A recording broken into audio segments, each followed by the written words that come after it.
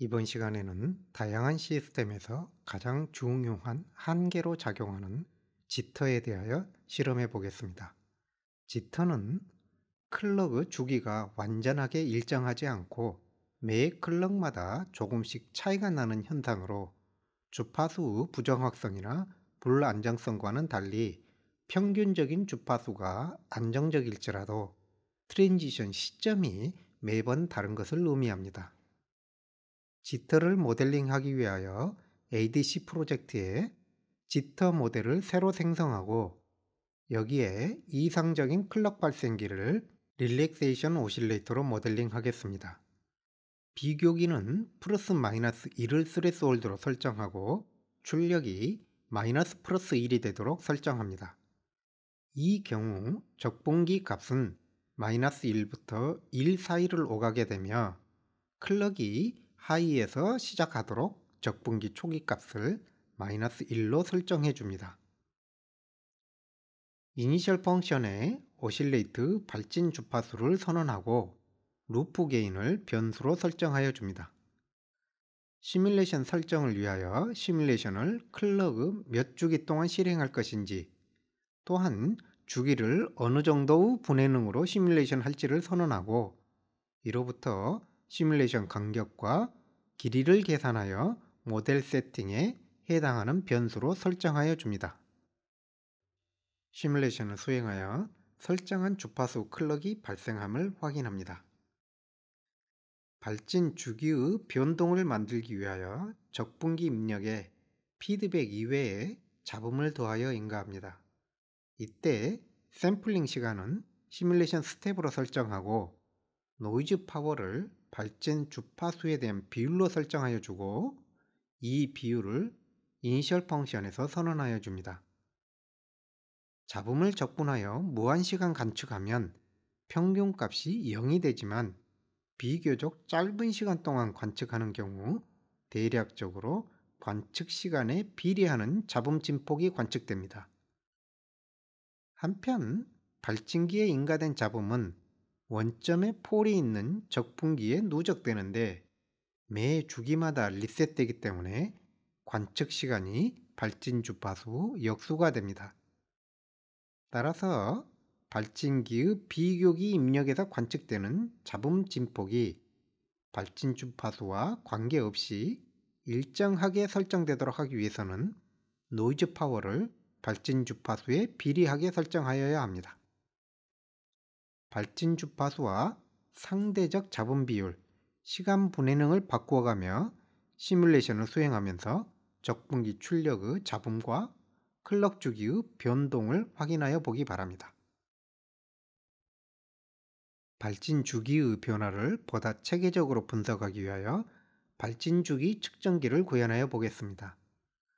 적분기에 상수를 인가하면 리셋 후 적분기 값이 선형적으로 증가하기 때문에 시간을 측정하기 위하여 상수와 적분기가 흔히 사용됩니다. 클럭 한 주기 시간을 1로 노멀라이즈 하기 위하여 적분기에 인가되는 상수값을 발진 주파수로 설정하여 줍니다. 매 주기마다 시간 측정기를 리셋해 주기 위하여 적분기의 트리거드 리셋을 활성화하고 클럭이 트랜지션 하는 순간 리셋되도록 설정합니다. 시뮬레이션을 실행하여 시간 측정용 적분기가 정상적으로 동작하는지를 확인합니다. 시간 측정 적분기의 꼭지점 값이 매 클럭의 시간 간격을 의미하므로 이 값을 샘플링하기 위하여 클럭에 의하여 트리거되는 샘플러를 추가합니다. 시뮬레이션하여 그 출력을 관찰하여 보면 정상적으로 샘플링이 되지 않고 있다는 것을 알 수 있습니다. 이는 적분기가 리셋되는 시점과 샘플링되는 시점이 동일하여 항상 리셋된 0 값을 샘플링하기 때문입니다. 그러므로 적분기 출력을 샘플링한 후 리셋하기 위하여 적분기 리셋에는 1 시뮬레이션 스텝만큼의 딜레이를 두어 적분기 출력이 샘플링되고 그 다음 시뮬레이션 시점에 리셋되도록 합니다. 이 경우 측정된 시간은 실제 발진기 시간 간격에서 1 시뮬레이션 스텝만큼을 뺀 값이 됩니다. 시뮬레이션을 실행하여 정상적으로 주기를 측정하는지를 확인합니다. 시뮬레이션 랭스를 늘려 측정된 시간의 평균이 1이며 매 주기마다 다른 시간 간격을 가지면서 변동되는지를 확인합니다. 이제 실제 시스템에서 지터에 대한 영향을 시뮬레이션하는 보다 실질적인 조건으로 파라미터를 설정하여 보겠습니다. 보통 입력 신호 주파수가 수백 배 높은 주파수로 샘플링하며 지터가 클럭 주파수 1% 이내이기 때문에 입력 신호 후 100주기에 대하여 한 주기당 100번 샘플링하면 총 클럭 수는 만이 됩니다. 1% 이내의 지터를 최소 10개의 시뮬레이션 스텝으로 구분해내기 위해서는 시뮬레이션의 시간 해상도는 1000분의 1이어야 합니다. 이와 같은 보다 정밀한 분석을 위한 시뮬레이션은 상당한 시간이 소요됩니다. 시뮬링크는 시뮬레이션이 실행되는 동안에도 스코프 등을 통하여 여러가지 변수값들의 변화를 볼 수 있는 편리한 기능을 제공하지만 이러한 실시간 그래픽은 시뮬레이션 속도를 매우 느리게 하는 주요한 요인입니다.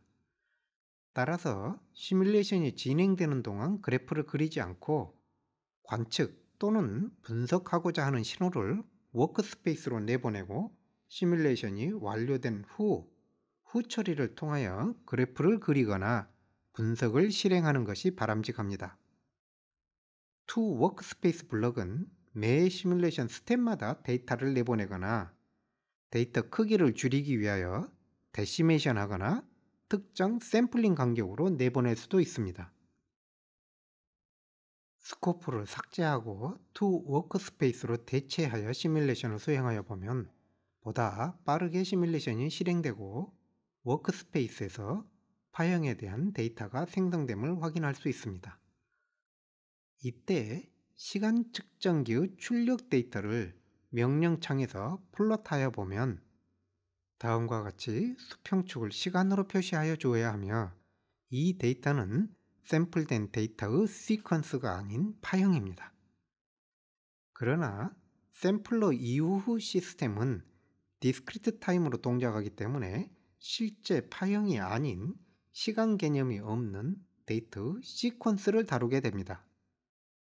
한편 동기화된 시스템은 일정한 주기로 데시메이션 하거나 별도의 샘플링 주기로 샘플된 데이터를 내보낼 수 있지만 여기에서 사용하는 주기 측정기는 유효한 데이터가 발생하는 시점이 일정하지 않은 비동기화된 시스템입니다. 특정 이벤트가 일어나는 시점에만 데이터를 내보내기 위해서 To 워크스페이스 블럭을 트리거드 서브 시스템 안에 두면 트리거가 발생할 때마다 데이터를 내보내게 됩니다. 여기에서는 발진기 내의 적분기 출력, 주기 측정기 내의 적분기 출력과 클럭을 매 시뮬레이션 간격으로 파형으로 내보내겠습니다. 반면 측정된 주기는 클럭 트랜지션이 있을 때만 내보내도록 하겠습니다. 시뮬레이션을 실행하고 워크스페이스로 보내진 데이터의 크기를 확인하여 보면 적분기 출력과 클럭은 시뮬레이션 스텝 수만큼의 데이터 길이를 갖지만 측정된 주기 데이터는 발생한 클럭의 개수만큼의 길이를 갖는 것을 확인할 수 있습니다. 워크스페이스로 보내진 파형과 데이터들을 처리하기 위한 다양한 명령들을 스탑 콜백 펑션에 추가하여 줍니다.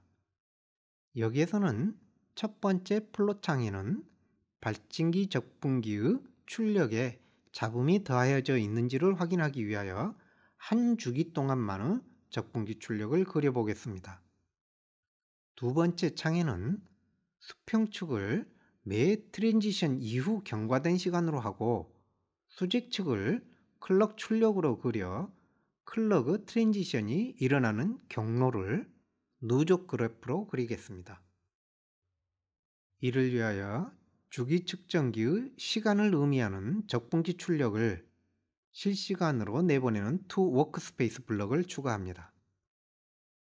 세 번째 창에는 측정된 주기 시퀀스를 그리는데, 이때 수평축은 시간이 아닌 데이터 순번이므로 몇 번째 클럭인가를 의미합니다. 네 번째 창에는 측정된 주기 데이터의 히스토그램을 그려보겠습니다. 이러한 그래픽한 후처리 이외에도 통계적 분석이나 보다 복잡한 분석들을 수행할 수 있는데, 별도의 스크립트로 작성된 프로그램을 이곳에서 호출하여 실행할 수도 있습니다. 여기에서는 주기의 표준 편차와 지터의 평균 전력을 구하여 보겠습니다. 시뮬레이션을 실행하여 분석 그래프와 계산 결과를 확인합니다. 첫 번째 창의 적분기 출력 파형에는 잡음이 추가되어 있는 것을 확인할 수 있습니다. 1GHz 발진기이므로 0.5나노세컨드에 꼭지점이 있어야 하며 1나노세컨드에는 0으로 돌아와야 하지만, 누적된 잡음으로 인하여 시간이 지연되는 것을 확인할 수 있습니다. 이는 클럭 주기가 길어진 것을 의미합니다. 두 번째 창의 클럭 궤적을 확인하여 보면 하이 투 로우 트랜지션이 0.5를 중심으로, 로우 투 하이 트랜지션이 1을 중심으로 분포하는 것을 볼 수 있으며, 매 클럭마다 시점이 달라지는 것을 확인할 수 있습니다. 이때 0.5를 중심으로 하는 트랜지션의 분포폭과 1을 중심으로 하는 트랜지션의 분포폭이 거의 2배 차이가 나는데, 이는 시간의 측정 기준을 전 클럭의 로우 투 하이 트랜지션으로 삼았기 때문에 시간이 경과할수록 관측 시간이 길어져 발진기 적분기에 누적된 잡음의 영향이 커지기 때문입니다. 세 번째 창에 표시된 주기 그래프는 이를 중심으로 매 클럭마다 조금씩 다른 화이트 노이즈가 더하여진 것과 같은 형태를 보여주고 있습니다. 네 번째 히스토그램은 측정된 주기에서 평균값인 1을 빼서 지터 잡음만의 통계적 특징을 보여주고 있으며, 가우시안 분포를 갖는 화이트 노이즈임을 확인할 수 있습니다. 발진 주파수 F5, 상대적 잡음 전력 TJ, 시뮬레이션 해상도 RES를 바꾸어가며 각 경우에서 측정된 지터 파워와의 관계를 테이블로 정리하여 확인하여 보기 바랍니다. 이제 이와 같은 지터가 샘플러에 미치는 영향을 고찰하여 보겠습니다. 트리거드 서브 시스템으로 샘플러를 2개 만들고 동일한 입력 신호를 인가합니다. 하나의 샘플러에는 이상적인 샘플링 클럭을 인가하고, 다른 하나에는 지터가 있는 클럭을 인가하여 그 샘플된 결과를 워크스페이스로 내보내겠습니다. 이니셜 펑션에서 입력 사인파 주파수를 설정하여 주고 오버샘플링 레이시오를 곱하여 클럭 프리퀀시를 구합니다. 시뮬레이션 길이를 결정하기 위한 n 값을 사인파 입력 주기의 수로 의미를 바꾸고, 그에 따라 시뮬레이션 길이를 입력 신호 주기의 배수로 바꾸어 줍니다. 시뮬레이션을 실행하여 워크스페이스로 보내진 데이터의 길이를 확인하여 보면 지터가 없는 경우와 있는 경우 데이터 길이가 다름을 알 수 있습니다. 스탑 펑션의 다섯 번째 창에 입력 사인파의 두 주기에 해당하는 샘플 개수에 대하여 샘플된 데이터를 그리는 명령을 추가하여 시뮬레이션 해보겠습니다. 클럭 주파수와 입력 신호의 비율을 OSR로 정의하였기 때문에 OSR계의 데이터가 입력 신호의 한 주기에 해당합니다. 여기에서 수평축은 시간이 아닌 데이터 순서이므로 지터의 영향은 샘플된 값의 차이로 나타나 입력 신호에 잡음으로 더하여진 것을 볼 수 있습니다. 이러한 잡음의 영향을 스펙트럼을 통하여 보다 자세히 비교 분석하여 보겠습니다. 스펙트럼의 주파수 분해능을 충분히 확보하기 위하여 이니셜 펑션 OSR과 시뮬레이션 주기수를 증가시켜 줍니다. 자세한 분석을 위한 주파수 분해능을 얻기 위해서는 최소 입력 신호의 수백 주기를 시뮬레이션 하여야 함에 유의하기 바랍니다. 지나치게 긴 시뮬레이션 시간을 줄이기 위해서는 모든 불필요한 블럭을 삭제하는 것이 바람직합니다. 스탑 펑션에서 각 샘플러의 데이터 수를 구하여 이 크기의 단일 윈도우를 사용하는 PSD를 구하여 플롯하겠습니다. 이상적인 클럭으로 샘플링한 결과의 PSD와 지터가 포함된 클럭으로 샘플링된 PSD를 함께 그려 비교하여 보겠습니다. 실행을 하여 보면 지터에 의하여 추가된 잡음이 전 주파수에 걸쳐 분포되어 있지만 높은 주파수에서의 잡음이 주파수가 증가함에 따라 다소 감소하는 것을 관찰할 수 있습니다. 이번 주 실험은 여기까지입니다. 과제는 OSR을 10, 100, 500으로 바꾸어 가고 입력 사인파 신호의 주파수를 100kHz, 1MHz, 10MHz로 바꾸어서 총 9개의 OSR 입력 주파수 조합에 대하여 지터가 있는 샘플러의 출력 스펙트럼을 각각 구하여 입력 신호 주파수와 OSR에 따라 스펙트럼에 어떠한 변화가 있는지를 그래프에 표시하고 그 이유를 설명하기 바랍니다.